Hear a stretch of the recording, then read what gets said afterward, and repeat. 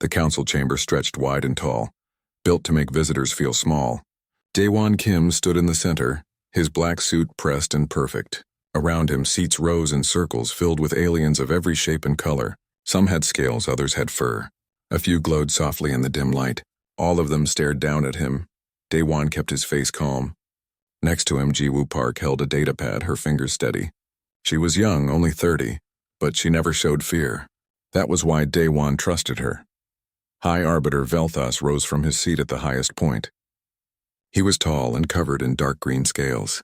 His eyes were yellow and cold. When he spoke, his voice echoed through the chamber. Ambassador Kim, the Galactic Council has called you here for a serious matter. Humanity has gone too far. Daewon said nothing. He simply waited. Vel'Thas pressed a button.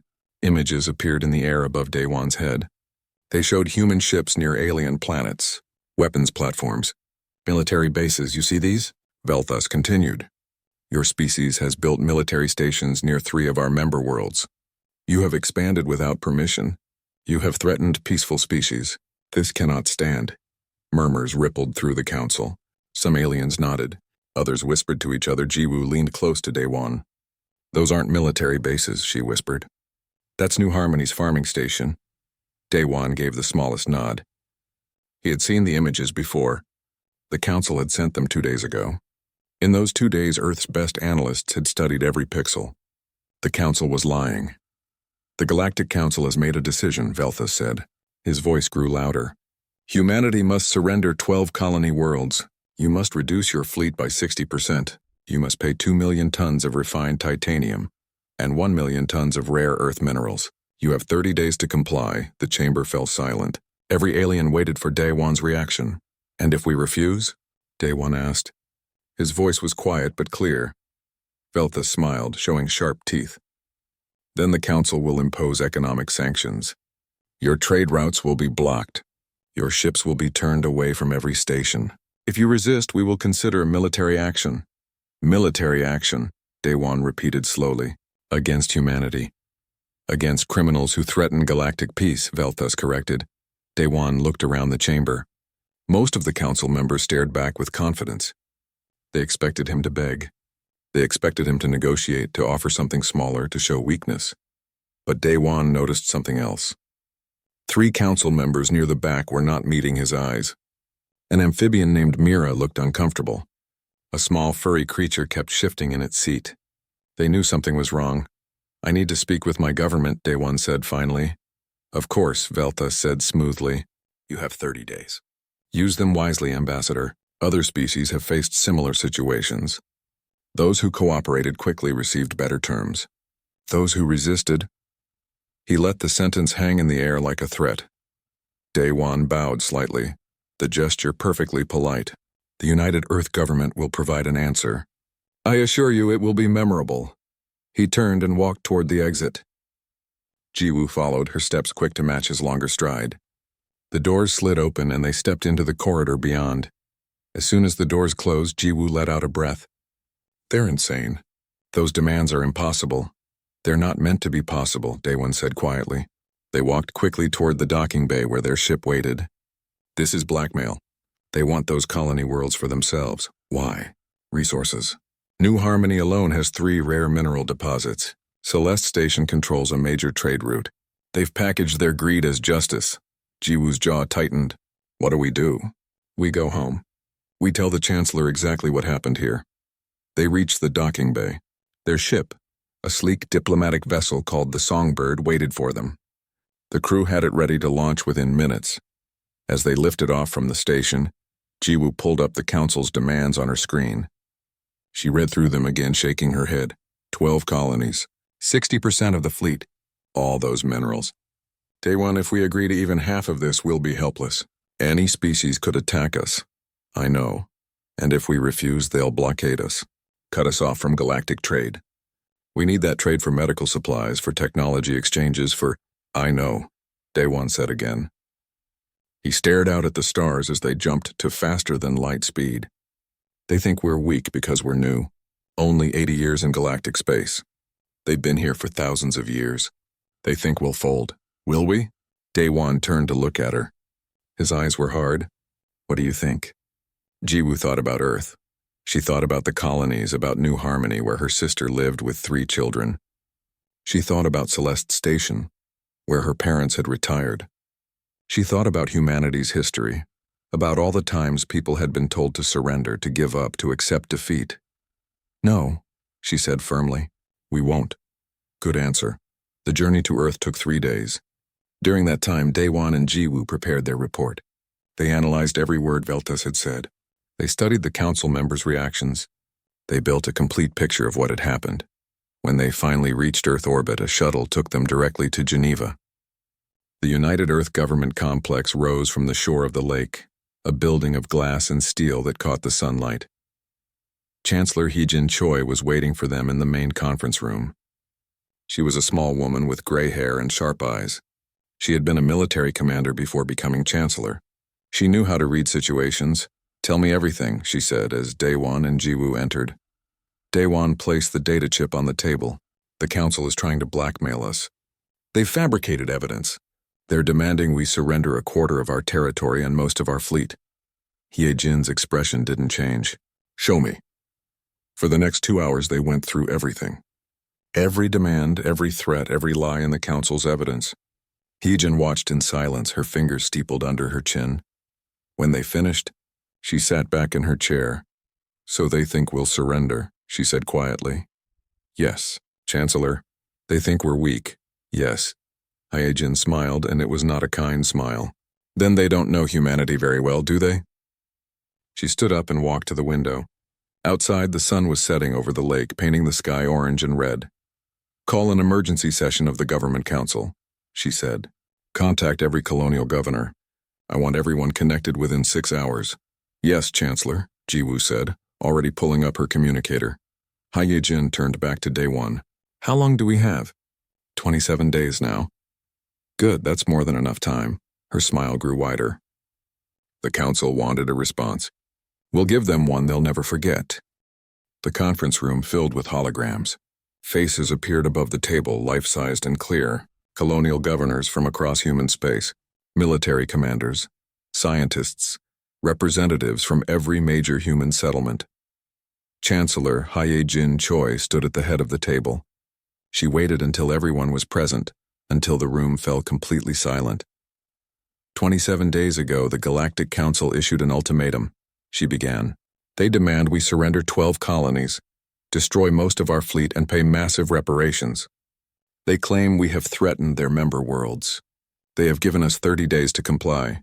She paused, looking at each face in turn. "The evidence they provided is fake. We know this because those military bases they showed are actually farming stations and civilian research facilities. This is not about justice. This is about greed. They want our colonies for themselves." Governor Taeyang Shin spoke first. He ran New Harmony, one of the colonies on the council's list. He was a big man with a weathered face, someone who had helped build his colony with his own hands. "They want New Harmony," he said. "They'll have to pry it from our cold, dead fingers." Several other governors nodded in agreement. "We need to be smart about this," said Admiral Sung-Ho Lee.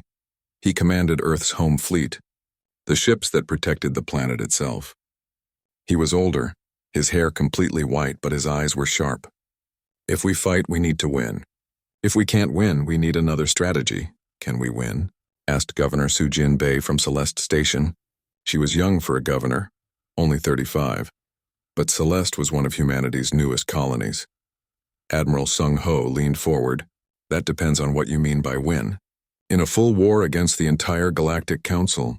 No, against the Council's military forces? Maybe. But here's what they don't know." He pulled up displays showing ship designs, weapon systems, defensive platforms. "For the past 40 years, we've been keeping secrets. The Council thinks our fleet is one size. The truth is different. We have twice as many ships as they believe. We have stealth technology they don't know exists. We have weapon systems we've never revealed. Why hide it?" someone asked. "Because knowledge is power," said Dr. Bo-ra-yoon. She was Earth's chief expert on alien species and cultures. She had studied every council member, every species, every political structure. The council has been around for thousands of years. They're old, set in their ways. They think they know everything. We've let them think we're weak and new. That was our advantage, was? Taeyang asked. "Now we use it," Hye-jin said firmly. We've been preparing for something like this. We didn't know when it would come or what form it would take, but we knew eventually someone would try to take advantage of us. She pulled up a document. This is our response plan. It has 3 parts. First, we expose their lies. We show the entire galaxy that the Council fabricated evidence. Second, we reveal our true capabilities. Not all of them, but enough to make them think twice. Third, we make them an offer they can't refuse. What kind of offer? Sujin asked. We help them reform, Hyojin said. The Council is corrupt. Everyone knows it. But no one has been strong enough to challenge them. We will be that challenge. We'll expose the corruption, force them to change and build something better. And if they refuse? Taiyang asked. Then we leave the Council and take everyone who's tired of their corruption with us. The room fell silent as everyone absorbed this. Admiral Sung-ho smiled slowly. You want to split the Council. I want to give them a choice, Hyojin corrected. Reform or collapse. Either way, humanity comes out stronger. Dr. Bora pulled up intelligence reports. I've been monitoring Council communications for years. We're not the first species they've tried this with. 6 others in the past century. 4 surrendered. 2 were destroyed economically. But we have something they didn't. What's that? Someone asked. Allies. I've been talking quietly with several Council members. Not officially, just conversations. At least 40 species are tired of the Council's corruption. They've been waiting for someone strong enough to stand up to the High Arbiter. If we do this right, we can bring them with us. Taeyang grinned. So we're not just defending ourselves. We're starting a revolution. A peaceful one, if possible, Hyojin said. But yes, they spent the next 6 hours working out details. Every piece had to be perfect. They would expose the lies, reveal their strength, and offer an alternative. All at once. All in a way that couldn't be ignored or covered up. We'll broadcast it, Jiwoo suggested. Not just to the Council. To everyone. Every species, every planet, every station. Make it impossible for them to hide what's happening. Can we do that? Sujin asked. We have access to the Galactic Communication Network, Jiwoo said. We've always had access. We just never used it for something this big. Admiral Sung-ho nodded. We'll need a demonstration. Something that shows we're not bluffing about our capabilities. I have an idea, said Captain In-Soo Han. He commanded one of Earth's stealth carrier groups, ships that had never been revealed publicly. What if we show them we can go anywhere? That their defenses mean nothing? How? Hyojin asked. In-Soo's smile was cold. We decloak ships around the Council station, and around their homeworlds, at the same time. Show them we've been able to reach their most protected locations whenever we wanted. The room went quiet again. It was a bold move, dangerous. It could start a war. Could also end one before it starts, Admiral Sung-ho said slowly. If they realize we could have attacked them at any time but didn't, they'll understand we want peace. But they'll also understand we're not helpless. Hyojin thought for a long moment. Then she nodded. Do it. Coordinate with Admiral Sung-ho. I want 40 ships ready to decloak on my signal. Yes, Chancellor. What about the colonial governors? Taeyang asked. Do we have authority to speak for all of us? One by one, the governors spoke up. Each one said the same thing. They stood with Earth. They rejected the Council's demands. They would fight if necessary. The last to speak was Governor Wanshik Lim from Horizon's Edge, the farthest human colony from Earth. He was quiet usually, thoughtful. My colony was founded by people who left Earth looking for a new start, he said. They didn't leave to escape humanity. They left to expand it, to see what we could build among the stars. The Council wants to take that away. They want to make us small again. I say no. We all say no. The other governors voiced agreement. Hyojin felt something tight in her chest loosen. This was what humanity could be when united. This was their strength. Then it's decided, she said. We prepare our response. Admiral Sung-ho, get your ships in position. Dr. Bora, finalize the intelligence report. Jiwoo, prepare the broadcast systems. Tae-1, you'll deliver the message to the Council. Yes, Chancellor. Everyone else go home to your colonies. Prepare your people. Tell them what's happening. Tell them we're not surrendering. Tell them we're going to change everything. The meeting ended. Holograms flickered out one by one. Soon only Hyojin, Daewon, and Admiral Sung-ho remained. Do you think this will work? Daewon asked quietly. Hyojin looked out the window at Earth below, blue and green and beautiful. I think we have no choice but to make it work, she said. The Council tried to blackmail us. They thought we would be easy targets. They're about to learn that humanity doesn't surrender. We fight, and when we fight, we win. Admiral Sung-ho stood. I'll get the fleet ready. 27 days should be enough. After he left, Daewon remained standing there with Hyojin. Are you worried? She asked. Terrified, he admitted, but also excited. We're about to change galactic history. We're about to save it, Hyojin corrected. The council has been corrupt for too long. Someone had to stand up to them eventually. I'm proud it's us, Daewon smiled. So am I, Chancellor. So am I. The council chamber looked exactly the same as 30 days before. The same seats rising in circles. The same alien staring down. The same High Arbiter Veltha sitting at the highest point. But Daewon Kim was different. He walked into the chamber wearing a military dress uniform. Dark blue with silver buttons, medals on his chest. It was the uniform of Earth's Diplomatic Corps military branch, rarely seen. The message was clear before he even spoke. Jiwoo walked beside him, also in uniform. She carried nothing this time. No data pad. No documents. She didn't need them. Velthus noticed the uniforms. His yellow eyes narrowed slightly. Ambassador Kim, he said, the 30 days have passed. Has your government reached a decision? Yes, Daewon said. His voice carried clearly through the chamber. But first, I want to make sure everyone hears our response. He pulled out a small device and pressed a button. What are you doing? Velthus demanded. Broadcasting, Daewon said calmly.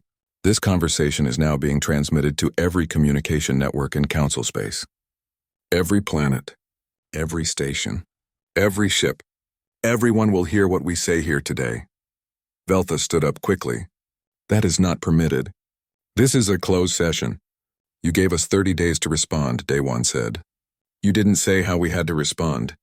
We choose to respond publicly, because what happens here today concerns everyone, not just the council. Several council members looked uncomfortable. Others leaned forward with interest. Councilor Mira, the amphibian, had a small smile on her face. Velthus sat back down slowly.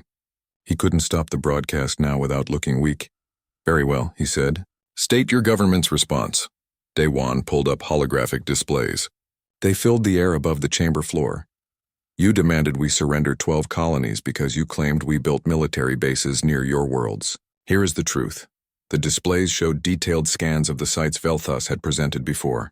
This is Farm Station Delta near the Kelith homeworld. It grows food using advanced hydroponics. Here are the supply manifests.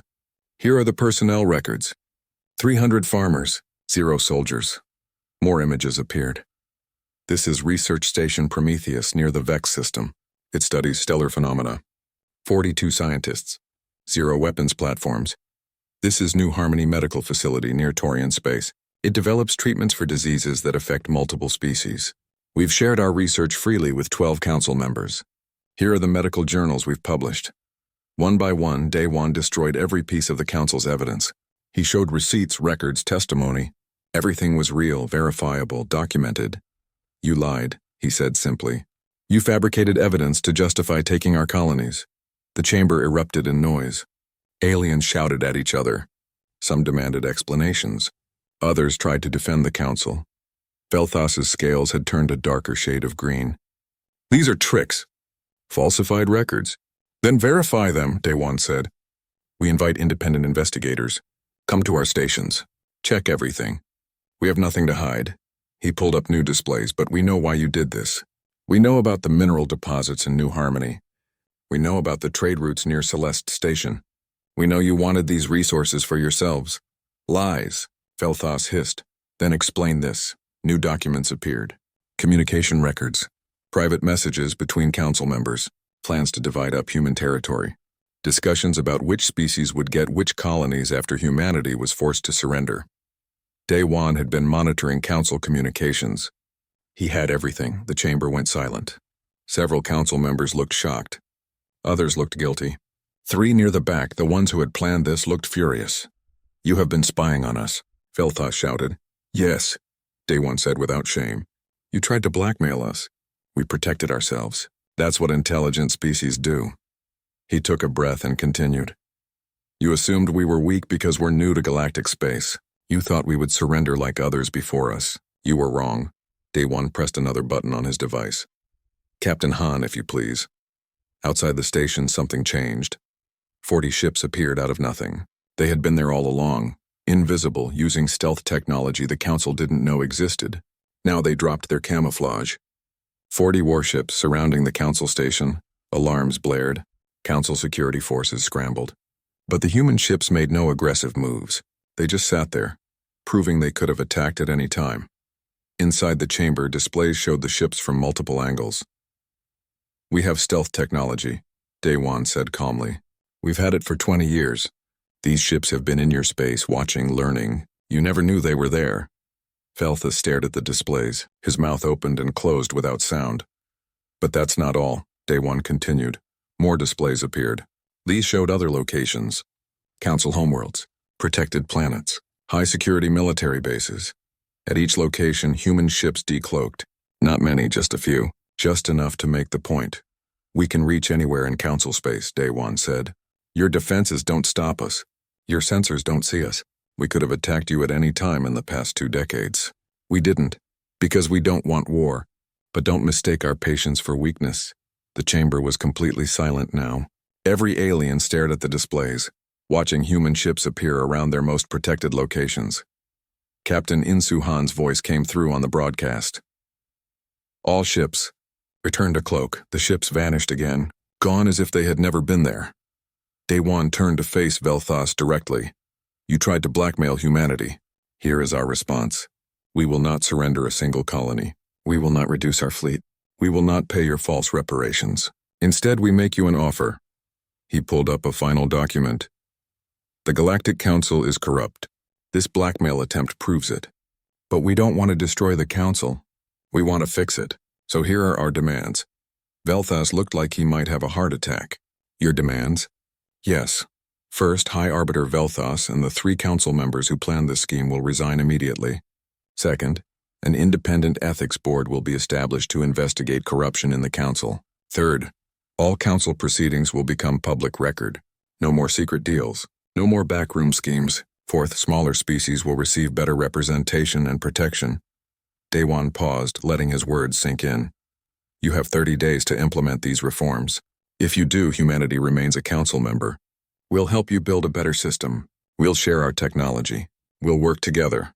And if we refuse," Velthas asked, his voice shaking with rage, "then humanity withdraws from the Council, and we won't leave alone."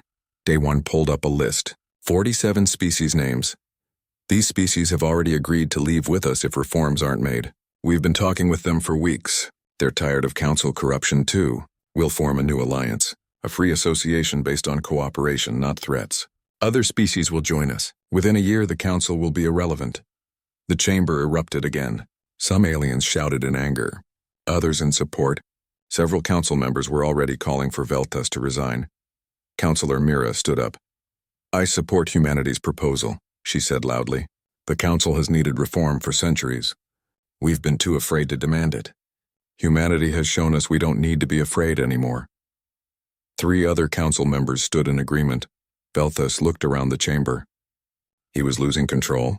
Everything was falling apart. "This is outrageous," he shouted. "You cannot dictate terms to us. We are the Galactic Council. We have been here for thousands of years." "Yes," Daewon said quietly. "And in those thousands of years, you've become exactly what you're supposed to prevent. Corrupt, greedy, using power to take what you want. That ends now." He turned and walked toward the exit. Jiwoo followed. "You have 30 days," Daewon called back. "Choose wisely." The doors closed behind them. In the chamber, chaos reigned. Council members argued. Some demanded Velthas' resignation. Others tried to calm the situation.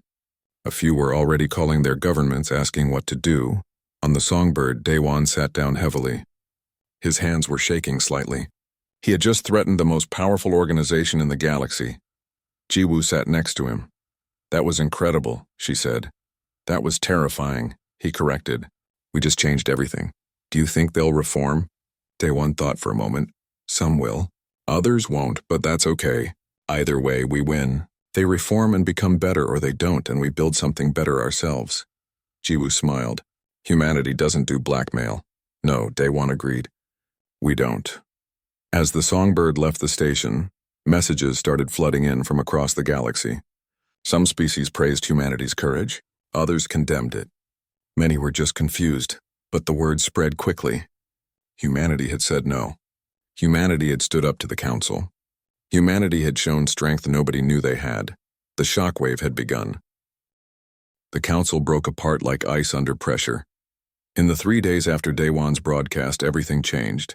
Species that had been silent for years suddenly found their voices. Ambassadors who had accepted corruption as normal now demanded answers.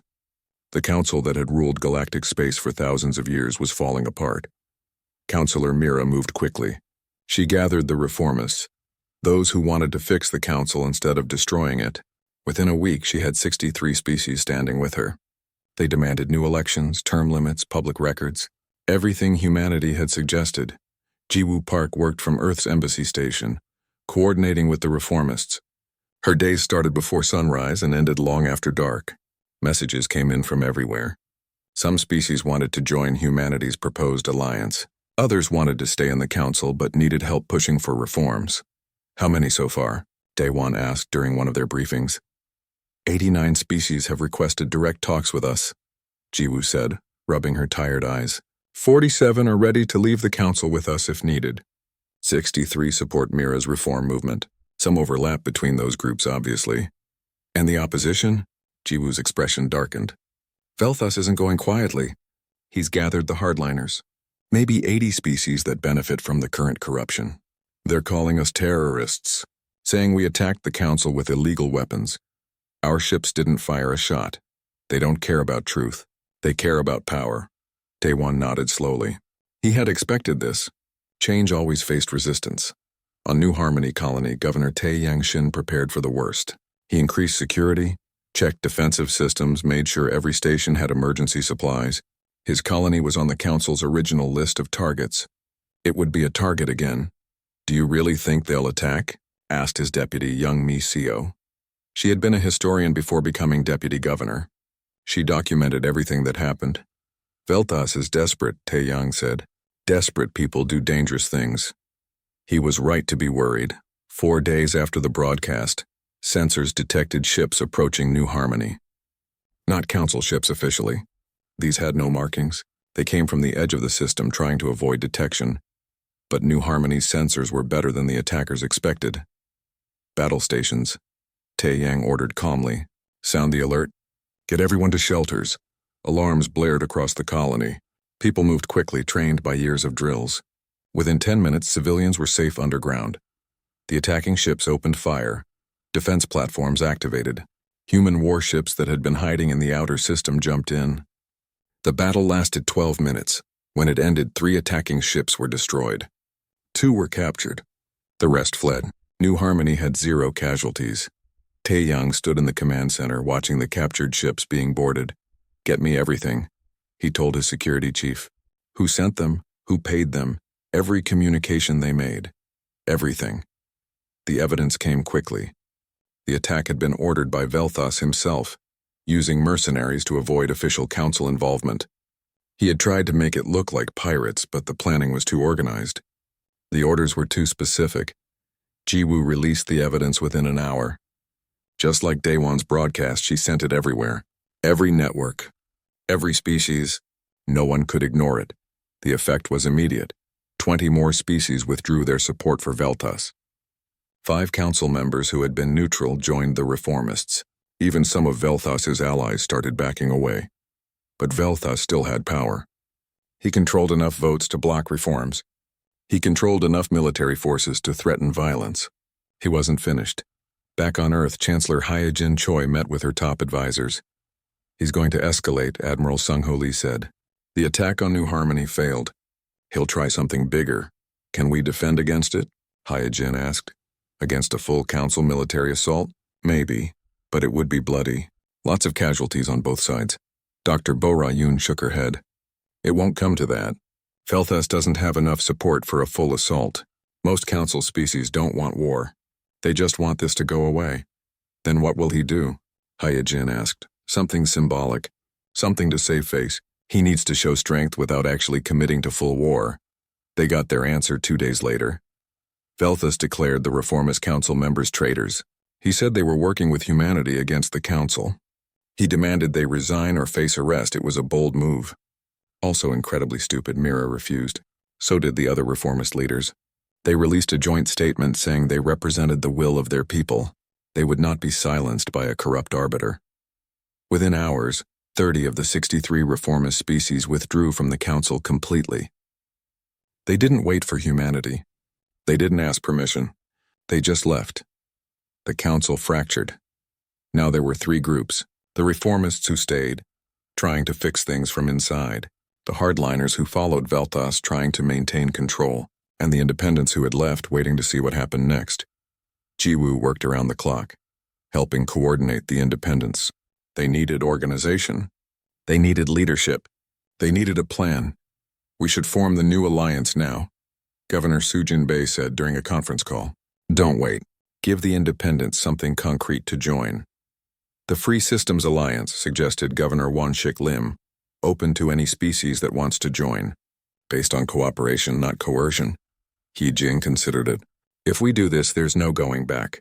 We'll be splitting the galaxy. It's already split, Daewon said quietly. We're just giving people a choice about which side to join. Then let's do it right, He Jin decided. Draft a charter. Basic principles: freedom, democracy, protection for smaller species, open trade, mutual defense. Keep it simple. Jiwoo worked with representatives from the 30 independent species. They argued, debated, compromised. In 2 weeks, they had a charter everyone could accept. The Free Systems Alliance was born. Within a month, 43 species had joined. Not all of them were council members. Some were new species just reaching space travel. Some were old species that had never joined the council in the first place. All of them wanted something better. Governor Sujin-Bei opened Celeste Station to refugees, species who faced retaliation for leaving the council, diplomats who needed protection, scientists who wanted to continue their work without political interference. We're at capacity, her assistant reported. Housing, food, water, everything's stretched thin. Then expand, Sujin said simply. Build more habitats. Fast-track construction. These people stood up for what's right. We won't abandon them. Construction crews worked triple shifts. New habitats bloomed around Celeste Station like flowers. Within 3 months, the station's population doubled. Back at the council, Vel'Thas watched his power crumble. He had started with majority support. Now he had maybe 30% of the original members. The rest had left, joined the reformists, or were staying neutral. He made one final attempt to salvage the situation. He called for a vote to expel humanity from the council and declare them enemies. If it passed, it would give him legal authority to attack human colonies. The vote failed. Badly. Only 42 species voted yes. 73 voted no. The rest abstained. It was over. Vel'Thas resigned that night. He released a bitter statement blaming humanity for destroying the council. He called them warmongers and thieves, but everyone knew the truth. He had destroyed himself. Mira became the new High Arbiter of the Reformed Council. Her first act was to implement the transparency measures humanity had demanded. Her second was to establish the Independent Ethics Board. Her third was to open negotiations with the Free Systems Alliance. We don't have to be enemies, she said in a public broadcast. 2 organizations can exist. Maybe that's better. Competition keeps us both honest. Hai Jin watched the broadcast from her office in Geneva. We did it, Admiral Sung-ho said. He stood next to her looking out at the lake. We changed the galaxy. We gave them a choice, He-jin corrected. They changed themselves. Daewon entered the office looking more relaxed than he had in months. Mira wants to meet, he said. Formal negotiations between the Council and the Alliance. Establish trade relationships. Mutual defense agreements. Make sure we can coexist peacefully. What do you think? Hai-jin asked. I think it's a good idea. We never wanted to destroy the Council. We just wanted it to be better. If Mira can make that happen, both organizations benefit. He-jin nodded slowly. Set it up. But make sure our Alliance members are involved in the negotiations. This isn't just about humanity and the Council. It's about building something that works for everyone. Young Misio finished her historical record of the crisis that night. She had documented everything from the first blackmail attempt to Vel'Thas's resignation. She called it the Catalyst Crisis because it had catalyzed change across the galaxy. The last line of her record read, Humanity didn't conquer the galaxy with weapons. They didn't demand submission. They simply refused to be bullied, and in doing so gave others the courage to stand up too. Sometimes the greatest revolution is just saying no. 2 years had passed since the Blackmail attempt. The galaxy looked very different now. Director Jae-hoon Ko stood at the observation deck of Unity Station, watching ships come and go. The station floated at a neutral point between Council and Alliance space. It had been built specifically for meetings between the two organizations, a symbol of cooperation. Jae-hoon was humanity's representative to the reformed Galactic Assembly, as the Council now called itself. He was younger than Daewon had been, only 38, but he had learned from the best. Behind him, the conference room filled with representatives. Not just from the Assembly and Alliance, but from independent species too. This meeting would decide important trade agreements, joint scientific projects, and security arrangements. This meeting would shape the galaxy's future. "Ready?" asked Councillor Mira. She had led the reformed assembly for 2 years now. Under her leadership, corruption had been rooted out. Transparency had become normal. Smaller species finally had real voices. "Ready," Jae-hoon confirmed. They entered the conference room together, a good sign. 2 leaders, 2 organizations working side by side. The meeting lasted 6 hours. They discussed resource sharing, joint defense against pirates, collaborative research stations. Everything was negotiated openly. Every decision was recorded. Nothing happened in secret anymore. When they broke for a meal, Jae-hoon found himself sitting next to an alien named Kress. He was from a small species that had joined the Alliance a year ago. "I wanted to thank you," Kress said. His voice was soft, almost musical. "Before the Alliance, my people were ignored. The old council barely acknowledged we existed. Now we have a voice. We matter." "You always mattered," Jae-hoon said. "We just helped you be heard." That's more than anyone else did. On New Harmony, life had returned to normal. Governor Tae-yang Shin walked through the farming district, checking on the new hydroponic systems. The attack 2 years ago had damaged some sections. Now they were better than before. He stopped at a memorial that had been built for the crisis. It wasn't for casualties because there had been none. It was for remembrance. A reminder that freedom had to be defended. Young Miseo stood at the memorial making notes. She was still documenting, still recording history as it happened. "Writing something new?" Tae-yang asked. "A follow-up to my crisis history," Young Mi said, showing what happened after. How the changes worked out. And how did they work out? Young Mi smiled. "Pretty well, actually. Trade is up 40%. Conflict is down 60%. New species are reaching space travel, and they have 2 good options to join. The galaxy is more peaceful than it's been in centuries. Not perfect, though," Tae-yang said. "Nothing's perfect, but it's better. That's what matters." On Earth, Chancellor Hai Jin-choi was preparing to step down. She had served 2 terms, the maximum allowed. Elections were coming. Someone new would lead humanity soon. Admiral Sung-ho Lee visited her office one last time before retiring himself. "Any regrets?" he asked. Hee-jin thought about it. 2 years ago, they had risked everything. War, isolation, destruction. It could have gone badly in so many ways. "No," she said finally. "We did what was right. The galaxy is better for it. We lost some things, though. The old certainties. The established order. That order was corrupt. It needed to end." Admiral Sung-ho nodded. "What do you think will happen next?" "The Assembly and Alliance will continue existing separately for a while. Maybe a generation. Eventually, they'll probably merge into something new. Or maybe they won't. Maybe having 2 organizations keeps both of them honest. Competition. Healthy competition. They're not enemies. They're alternatives. Any species can choose which one fits them better. That's better than one massive organization that controls everything." Engineer Won-shik Lim, the former governor, now worked on joint technology projects. Human scientists worked with alien scientists, sharing knowledge that had been kept secret for too long. His current project was a new medical scanner that could diagnose diseases in 40 different species. Before the reform, something like this would have been impossible. Different species didn't share medical research.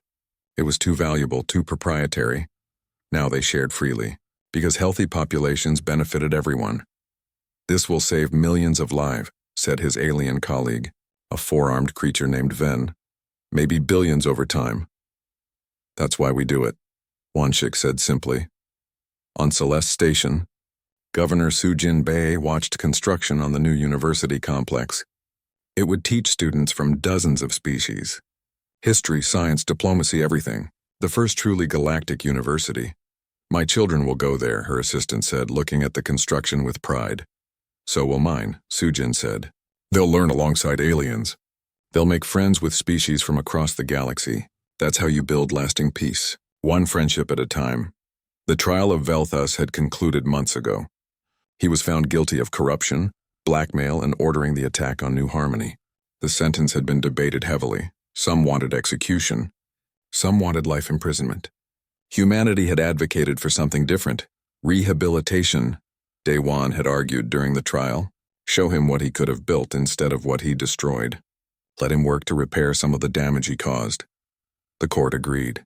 Velthus now worked on a colony for refugees, helping build new homes for people displaced by the old council's corruption. It was hard work, humbling work, but it was better than execution. Some people thought humanity was too soft. Others thought they were wise. Daewon didn't care about opinions. He cared about outcomes. Velthus alive and working to fix his mistakes was more valuable than Velthus dead and martyred. Dr. Bo-Ra Yoon had become humanity's chief diplomatic advisor. She trained new ambassadors, taught them about alien cultures, helped them avoid misunderstandings. The key, she told a class of students, is to never assume. Never think you know what someone means. Always ask. Always listen. Always try to understand. One student raised their hand. But what if they're trying to trick you? Like the old council tried to trick us? Bora smiled. Then you politely call out the trick, just like Ambassador Kim did. But you do it without anger. You do it with facts. You give them a way to back down without losing too much face. That's how you turn enemies into allies. Captain In Soo-han, who had commanded the stealth ships that appeared around the council station, now taught at the new military academy. He taught strategy, tactics, and something more important. The goal of military strength isn't to fight, he told his students. It's to prevent fighting. We showed the council we could reach anywhere. We could have attacked. We didn't. That restraint was more powerful than any weapon. Unity Station's conference room emptied as the meeting ended. Agreements had been signed. Trade routes opened. Science projects funded. Security arrangements confirmed. Jae-hoon and Mira walked to the observation deck together. Do you think this will last? Mira asked. The peace? The cooperation? Nothing lasts forever, Jae-hoon said. There will be problems, conflicts, misunderstandings, but we've built something good here. Systems that work. Organizations that respond to their members instead of controlling them. That's worth protecting. Your species changed everything, Mira said quietly. In 2 years, you've reshaped galactic civilization. We just refused to be bullied, Jae-hoon said. And we offered an alternative. Everyone else did the hard work of actually changing. A ship arrived at the station. It carried representatives from a species that had just achieved faster-than-light travel. They were here to learn about the Assembly and Alliance, to decide which to join, or whether to stay independent. More choices, Mira observed. More freedom, Jae-hoon corrected. That evening, Daewon Kim sat in a small restaurant in Geneva. He had retired from diplomatic service 6 months ago. Now he spent his time writing, teaching occasionally, and enjoying life. A young woman entered the restaurant.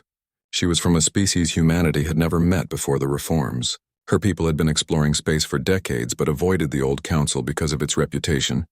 Now they were considering joining the alliance. Ambassador Kim? She asked nervously. Just Daewon now, he said, gesturing to the empty chair at his table. Please sit, she sat looking uncomfortable. I wanted to ask you something. My government wants to know. How did you do it? How did humanity stand up to the council when everyone else failed? Daewon thought about the question. He had been asked it many times over the past 2 years. We remembered something important, he said finally. Power without legitimacy is just tyranny waiting to collapse. The old council had power, but they lost legitimacy through corruption. We didn't fight their power. We exposed their illegitimacy. Once everyone saw the truth, their power meant nothing. But you also had military strength. The stealth ships, true, but we never used them to attack. We used them to prove a point. We could have hurt them but chose not to. That choice was more powerful than violence. The young diplomat nodded slowly. My people are afraid. Afraid of making the wrong choice. Afraid of being weak? Then choose strength, Day One said gently. But remember, real strength isn't about weapons or threats. Real strength is about standing up for what's right, even when it's difficult. Real strength is about building something better instead of just tearing down what's broken.